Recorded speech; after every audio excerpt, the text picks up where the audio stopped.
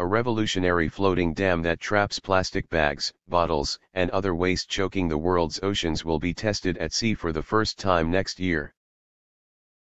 The Ocean Cleanup Organization will be installing a 328 feet long, 100-meter, barrier segment in the summer of 2016 in the North Sea, 14 miles, 23 kilometers, off the coast of the Netherlands.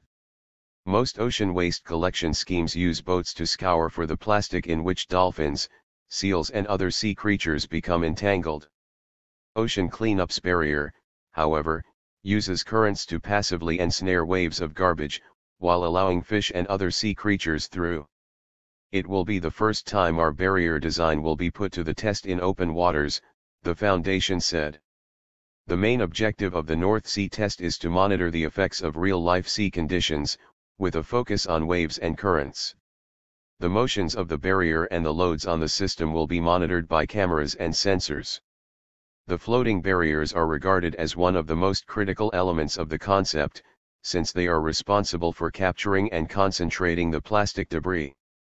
After extensive computer modeling and scale model testing in controlled environments at the Delta Ares and Marin basins, engineers involved in the project now believe it is time to move the barrier to the next stage of development. By 2020, the Ocean Clean project hopes to have installed a 62-mile-long, 100 km, V-shaped floating barrier in the Great Pacific Garbage Patch, a vortex in the North Pacific where trash collects.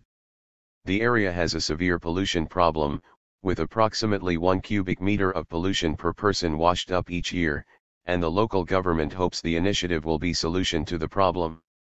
The method will be environmentally friendly as aquatic life and the currents are able to safely pass underneath the buffers, but the plastic will be gathered on the surface. Each arm of the V will consist of a screen 10 feet, 3 meters, deep that blocks waste and directs it to a central point where it can be collected for recycling. The technology was designed by Dutch innovator Boyan Slat, 21. His aim is to rid the seas of millions of tons of plastic waste, but instead of conducting a sweep of all the ocean's junk, he plans to creatively let the ocean clean itself. Slat wrote on the Ocean Cleanup's website, "Taking care of the world's ocean garbage problem is one of the largest environmental challenges mankind faces today. Not only will this first cleanup array contribute to cleaner waters and coasts, but it simultaneously is an essential step towards our goal of cleaning up the Great Pacific Garbage Patch. This deployment will enable us to study the system's efficiency and durability over time. Once the buoyant plastic is captured, it will be concentrated at the water's surface along the barriers for easy gathering and disposal." The company estimates that a 62-mile stationary cleanup array can remove 42% of the Great Pacific Garbage Patch over 10 years, representing a total of 70,320,000 kilograms of plastic waste. If the trial period proves successful, other ocean cleanup floating barriers, known as gyres, could be placed around the world to tackle the 8 million tons of plastic in the seas. However, not everyone is convinced about whether or not the ocean cleaning plans will be successful.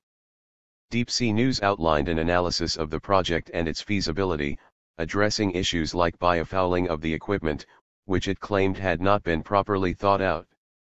Slat has a team of 100 oceanographers, naval engineers, translators, and designers on hand to develop the technology. He began the ocean cleanup with a crowdfunding campaign last year that raised $2 million, $1.3 million. Earlier this year, Dr. Jenna Jamek, a researcher from the University of Georgia in the U.S., said we are becoming overwhelmed by our waste and warned how dangerous it is to sea life. Turtles can mistake plastic bags for jellyfish and eat them. The bags then block their stomachs, which causes them to starve to death. Seabirds also often mistake floating plastic for food. Over 90% of fulmars found dead around the North Sea have plastic in their stomachs. It is also feared that it could harm our health to eat fish that have consumed plastic. The university researchers estimated that between 4.7 million and 12.7 million tons of plastic made its way into the world's oceans in 2010, with a best estimate of 8 million tons.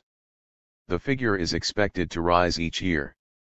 Between 2010 and 2025, some 155 million tons of plastic could be dumped into the ocean, enough to fill 100 bags per foot of coastline. Piled one on top of the other, the bags would create a wall of rubbish 100 feet, 30 meters, high.